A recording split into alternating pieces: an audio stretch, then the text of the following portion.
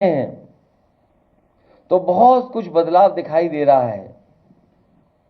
जहां नेताजी से लेकर के समाजवादियों ने, डॉक्टर राम मनोहर लोहिया जी से लेकर के जितने भी समाजवादी रहे हैं, और आज़ादी के समय में भी हिंदी की बहुत बड़ी भूमिका रही है। जहां आज़ादी के दीवानों के बीच में हिंदी की वजह से ही, और हिंदी उर्दू दोनों भाषाओं की को लेकर के एक क्रांति हुई, लोग जुड़े और भारत को आज़ादी मिली। जहां हमारी राष्ट्रीय भाषा बनी, वहीं हमें भारतीय भाषाओं को बढ़ाने का भी काम करना चाहिए। जहां हिंदी भाषा को हम लोग इतनी राष्ट्रीय भाषा के रूप में मानते हैं, वहीं कई बार और प्रदेशों में बहस छिड़ जाती है। तो मैं यही कहना चाहता हूं, जितना हिंदी भाषा का सम्मान हम लोग कर रहे हैं, उतना ही भारतीय भाषाओं का भी सम्मान करें।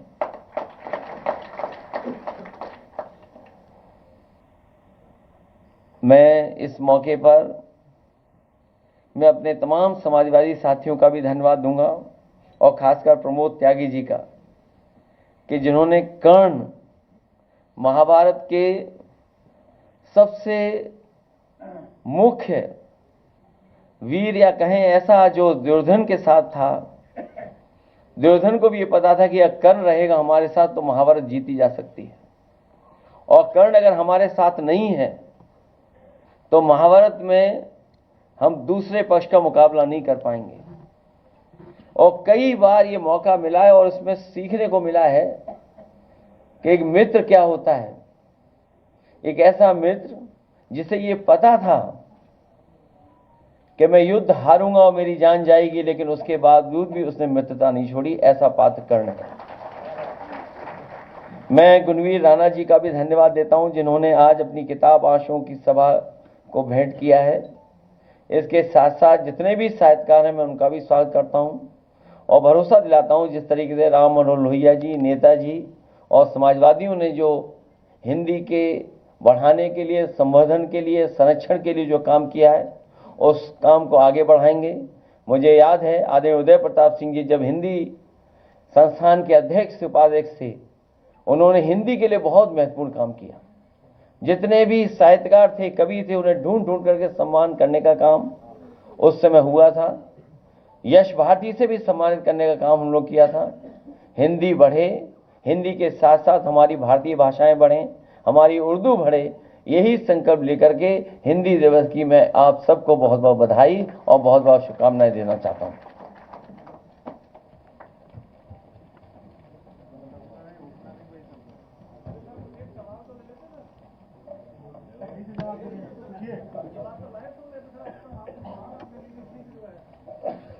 क्या पूछोगे ये बताओ। हिंदी भाषा के आसपास पूछोगे तो ठीक रहेगा। क्या चीज?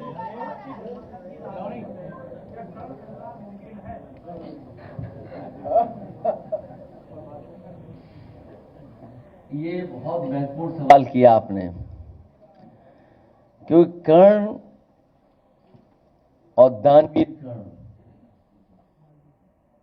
दानवीर कर्ण और त्याग का इतना बड़ा उदाहरण कहीं नहीं मिलता, जो महाभारत में हम कर्ण के माध्यम से सीखते हैं और देखते हैं और सुनते हैं।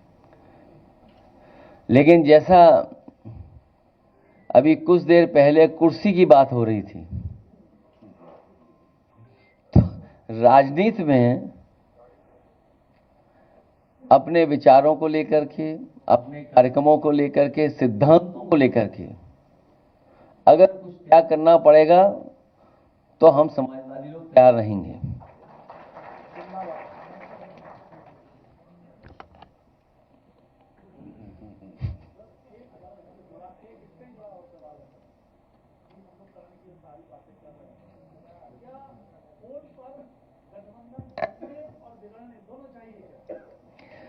देखिए, कर्ण पे जब हम लोग पढ़ते हैं, मुझे याद है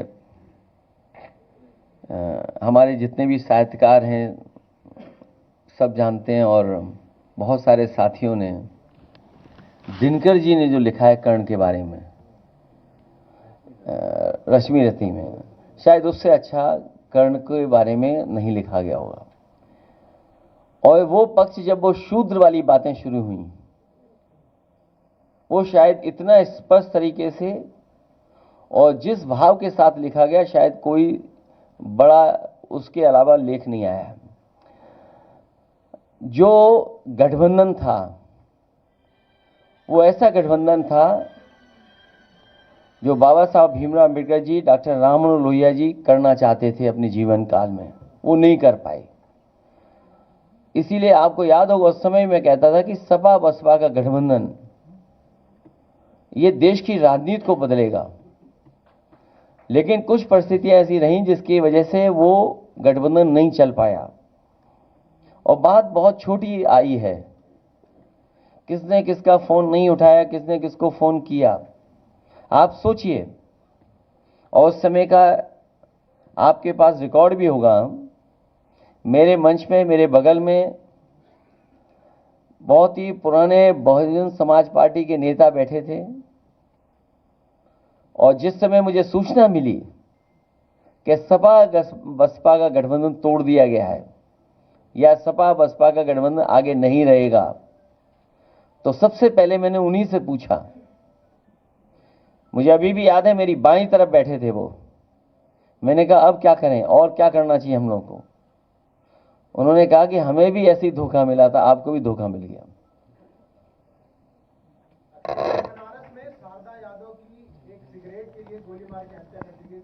देखिए ये बात और मत छेड़े, क्योंकि मुझे जाना है दिल्ली और देश के बड़े नेता सीताराम येचुरी जी के कार्यक्रम में शामिल होना है।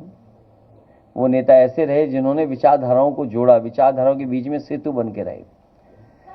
जहां तक सवाल आपने पूछा है, बनारस ही नहीं पूरे उत्तर प्रदेश के अगर आप आंकड़े निकालेंगे, और एनसीआरबी के आंकड़ों के माध्यम से मैं कहता हूं कि सबसे ज्यादा इस तरह की घटनाएं अगर कहीं हो रही तो उत्तर प्रदेश में हो रही हैं। कभी केवल छोटी बात को लेकर के, जो घटना बनारस की आप बता रहे हो, सोचिए जान ले ली गई उसमें। ऐसी बहुत सारी घटनाएं उत्तर प्रदेश में देखने को मिलती हैं आए दिन, और इसलिए मिल रही हैं क्योंकि जितना पुलिस विभाग है वो पूरा का पूरा पुलिस विभाग साजिश और षड्यंत्र करने में लगा हुआ है। कोई घटना अगर की है, मान लीजिए फेक इनकाउंटर किया है, तो फेक इनकाउंटर के तार जोड़ने के लिए आपको घंटों साथ बैठना पड़ेगा। क्या आप कल्पना कर सकते हैं 3 साढ़े 3 बजे फेक इनकाउंटर हो और 5 सवा 5 पे आपके पास प्रेस नोट चली आए, और फिर तार मिलाए जाए, बैग कहां से आया, मोटरसाइकिल कहां से आई, नए कपड़े कैसे बैग में मिले। और मैं समझता हूं अभी भी व्यापारी संतुष्ट नहीं होगा। जो बरामदगी हुई है, जो चीजें उसकी गई हैं, बरामदगी पूरी नहीं हुई अभी तक।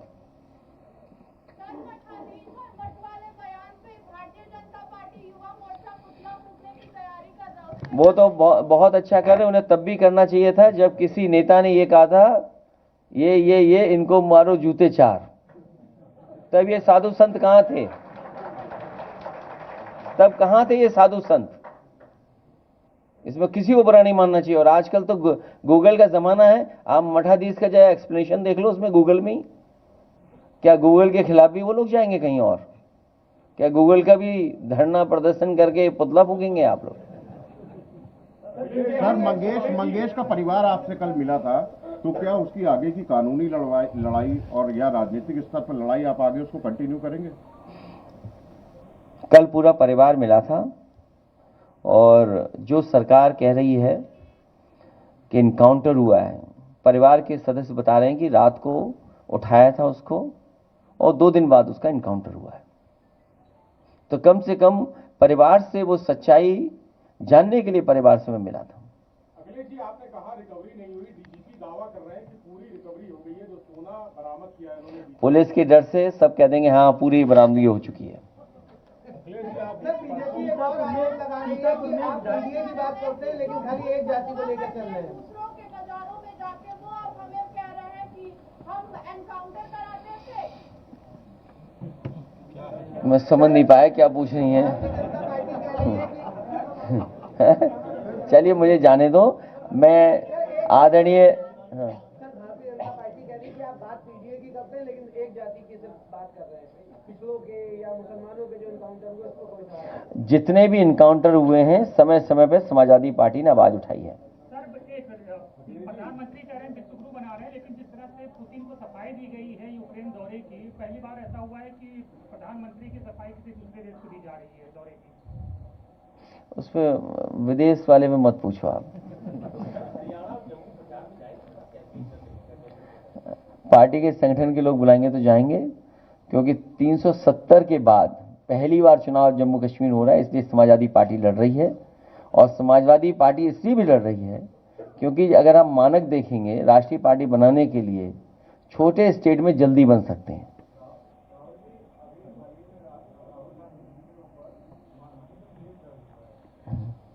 मुझे लगता है यहां भी हमारे ऊपर भी मानहानि का केस दर्ज होने जा रहा है।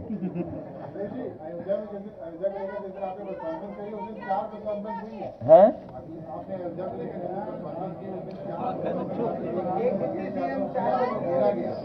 देखिए, ये हमारे पत्रकार साथी बहुत महत्वपूर्ण सवाल पूछ रहे हैं और उन्होंने ये कहा, मैंने अपनी प्रेस कॉन्फ्रेंस में भी यही कहा था कि अयोध्या जैसी पावन धरती पर अगर इस तरह का जमीनों को लेकर के भ्रष्टाचार हो रहा है तो आप कल्पना करो और जिलों में क्या हो रहा होगा। भारतीय जनता पार्टी और उनके तमाम पदाधिकारी और नेता जब से इनकी सरकार बनी है जमीनों के काम कर रहे हैं। सबसे बड़े भूमाफिया के रूप में उभर करके आई है पार्टी। केवल जमीनें नहीं, कई जगह इन्होंने तालाब कब्जा किए हैं, तालाब भी समाप्त कर दिए हैं। आपके लखनऊ शहर में ही कई तालाब खत्म कर दिए, वहां प्लॉटिंग हो रही है।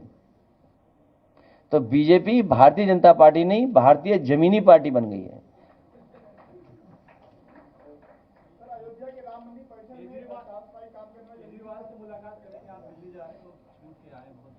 वो हमारे इंडिया गठबंधन के सहयोगी नेता हैं। आज संभव नहीं, फिर कभी मुलाकात होगी। मैं एक बार फिर आदरणीय अब्दुल्ला जी का और वीरेन जी का आने के लिए बहुत बहुत धन्यवाद और बहुत बहुत बधाई देता हूं। मुझे उम्मीद है कि हम सब मिलकर के हिंदी को और आगे बढ़ाएंगे। कैसे भाई, आ जाओ सब लोग आगे। जिन साहित्यकारों को, हिंदी से जुड़े हुए लोगों को सम्मानित करने का मुझे मौका मिला, आदरणीय अब्दुल बिस्मिल्लाह साहब, आदरणीय वीरेंद्र यादव जी, पार्टी के नेता प्रमोद त्यागी जी, यहाँ पर उपस्थित सभी वरिष्ठ और सम्मानित साहित्यकार, पत्रकार साथी और समाजवादी साथियों, मैं सबसे पहले हिंदी दिवस की आप सबको बहुत बहुत शुभकामनाएं और बधाई देना चाहता हूं। साथ ही साथ मैं आदरणीय उदय प्रताप सिंह जी का धन्यवाद देता हूं कि जिन्हों की वजह से आज हिंदी दिवस के दिन आज हम सब लोग मिल रहे हैं। मैं उनका विशेष इसलिए भी धन्यवाद दूंगा कि आदरणीय अब्दुल्ला बिस्मिल्लाह जी से मिलवाने का काम किया है। मैं जब उनको सुन रहा था और मैं सभागार में बैठे हुए लोगों को सबको देख रहा था, बहुत दिनों बाद चेहरों पे खुशी दिखाई दे रही थी उनकी बातें सुन करके। और मुझे लग रहा था कि पत्रकार साथी और सुनना चाहते हैं, लेकिन समय न होने की वजह से वो जितना कुछ कहना चाहते थे वो नहीं कह पाए। लेकिन मैं आदरणीय बिस्मिल्लाह साहब को बधाई देना चाहता हूं और भरोसा दिलाता हूं कि जब कभी भी कोई बड़ा कार्यक्रम होगा मैं आपको जरूर उन कार्यक्रमों में आमंत्रित करूंगा, जिससे बहुत सारी जानकारी हम लोगों को मिलेगी। हिंदी दिवस के दिन हिंदी के साहित्यकारों का सम्मान करना और भाषाओं के बारे में जानकारी होना, जिस तरह हमारे साथियों ने बताया कि जहां हमारी भारतीय भाषाएं और हिंदी भाषा का जो बढ़ाने का काम होना चाहिए, जिस रूप में होना चाहिए था, वो नहीं हो पाया है। लेकिन इधर जब हम चीजों को देखते हैं तो बहुत कुछ बदलाव दिखाई दे रहा है। जहां नेताजी से लेकर के समाजवादियों ने, डॉक्टर राम मनोहर लोहिया जी से लेकर के जितने भी समाजवादी रहे हैं, और आज़ादी के समय में भी हिंदी की बहुत बड़ी भूमिका रही है। जहां आज़ादी के दीवानों के बीच में हिंदी की वजह से ही, और हिंदी उर्दू दोनों भाषाओं की को लेकर के एक क्रांति हुई, लोग जुड़े और भारत को आज़ादी मिली। जहां हमारी राष्ट्रीय भाषा बनी, वहीं हमें भारतीय भाषाओं को बढ़ाने का भी काम करना चाहिए। जहां हिंदी भाषा को हम लोग इतनी राष्ट्रीय भाषा के रूप में मानते हैं, वहीं कई बार और प्रदेशों में बहस छिड़ जाती है। तो मैं यही कहना चाहता हूं, जितना हिंदी भाषा का सम्मान हम लोग कर रहे हैं, उतना ही भारतीय भाषाओं का भी सम्मान करें।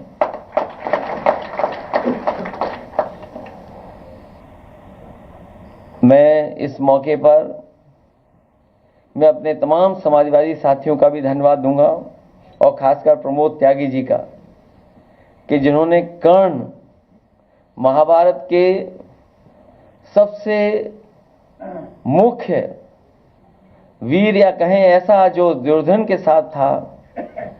दुर्योधन को भी ये पता था कि अगर कर्ण रहेगा हमारे साथ तो महाभारत जीती जा सकती है, और कर्ण अगर हमारे साथ नहीं है तो महाभारत में हम दूसरे पक्ष का मुकाबला नहीं कर पाएंगे।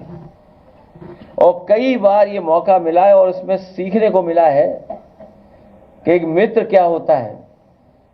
एक ऐसा मित्र जिसे ये पता था कि मैं युद्ध हारूंगा और मेरी जान जाएगी, लेकिन उसके बावजूद भी उसने मित्रता नहीं छोड़ी। ऐसा पात्र कर्ण है। मैं गुणवीर राणा जी का भी धन्यवाद देता हूं, जिन्होंने आज अपनी किताब आंसुओं की सभा को भेंट किया है। इसके साथ साथ जितने भी साहित्यकार हैं, मैं उनका भी स्वागत करता हूं और भरोसा दिलाता हूं, जिस तरीके से राम मनोहर लोहिया जी, नेताजी और समाजवादियों ने जो हिंदी के बढ़ाने के लिए, संवर्धन के लिए, संरक्षण के लिए जो काम किया है, उस काम को आगे बढ़ाएंगे। मुझे याद है आदरणीय उदय प्रताप सिंह जी जब हिंदी संस्थान के अध्यक्ष उपाध्यक्ष थे, उन्होंने हिंदी के लिए बहुत महत्वपूर्ण काम किया। जितने भी साहित्यकार थे, कवि थे, उन्हें ढूंढ ढूंढ करके सम्मान करने का काम उस समय हुआ था। यश भारती से भी सम्मानित करने का काम हम लोग किया था। हिंदी बढ़े, हिंदी के साथ साथ हमारी भारतीय भाषाएं बढ़ें, हमारी उर्दू बढ़े, यही संकल्प लेकर के हिंदी दिवस की मैं आप सबको बहुत बहुत बधाई और बहुत बहुत शुभकामनाएं देना चाहता हूं।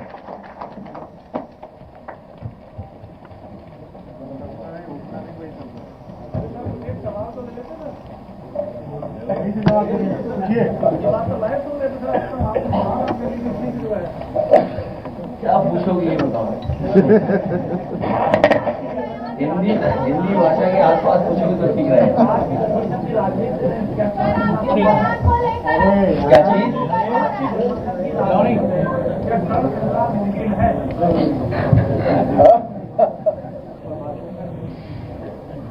ये बहुत महत्वपूर्ण सवाल किया आपने, क्योंकि कर्ण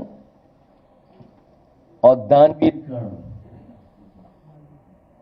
दानवीर कर्ण और त्याग का इतना बड़ा उदाहरण कहीं नहीं मिलता, जो महाभारत में हम कर्ण के माध्यम से सीखते हैं और देखते हैं और सुनते हैं। लेकिन जैसा